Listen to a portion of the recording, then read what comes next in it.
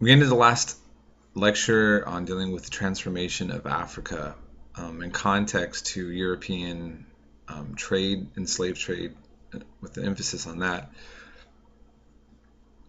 And this, for the rest of the lectures and what you saw in this chapter, is a discussion of just the the ways that various parts of Africa were affected differently. And of course, Africa is a large continent, and as I mentioned, full of a diverse amount of peoples. And so this is just a really brief kind of covering of certain kingdoms or whatever, and how they were affected by the Atlantic trade that we're talking about, the Atlantic slave trade.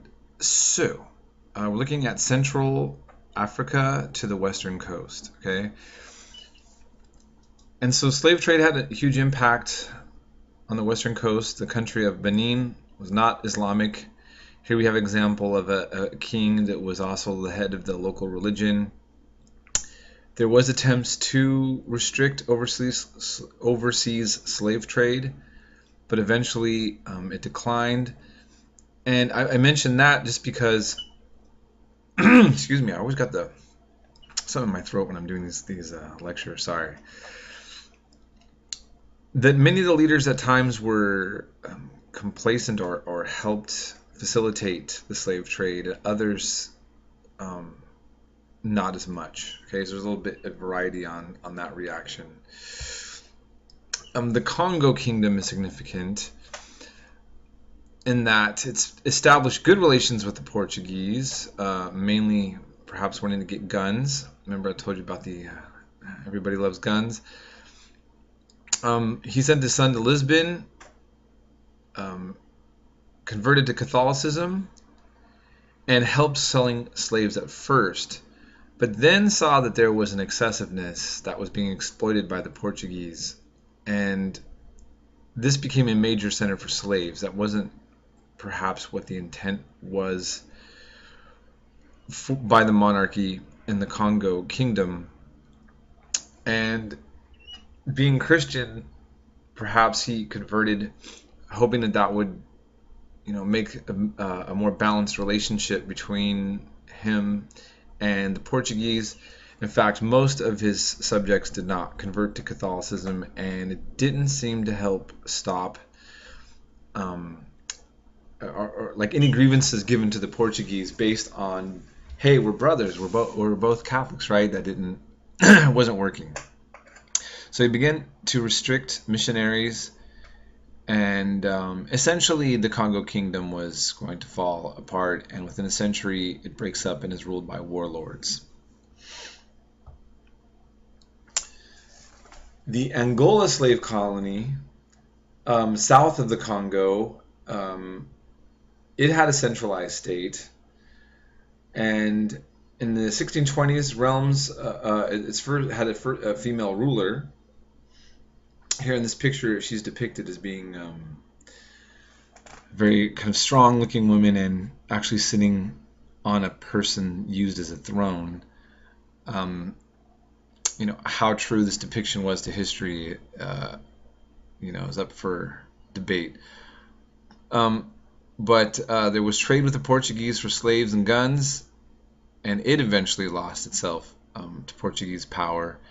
Angola became Portugal's main source of slaves, okay? And it actually was under Portuguese rule all the way until 1975. I was born in 1973, by the way, so just think about that. Now, excuse me again, we talk about contests for the east of Africa. Okay, remember, so the East Africa, we think we're going into the Indian Ocean territory, Red Sea. This was dominated by Swahili states such as Mogadishu. I showed in the beginning of the first lecture here about poverty in Somalia compared to America. Mogadishu would be now Somalia. Think about it. This was once a thriving commercial state. Things have changed. That worked with the commerce with the Indian Ocean.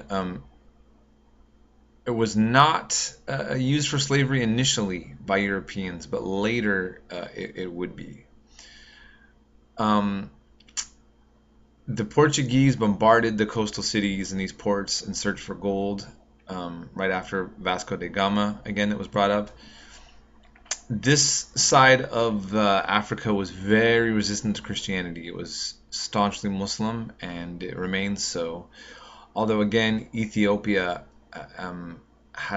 it remains to have a large Christian population, indigenous there, and there still remains a large but minority group of Christians in Egypt still.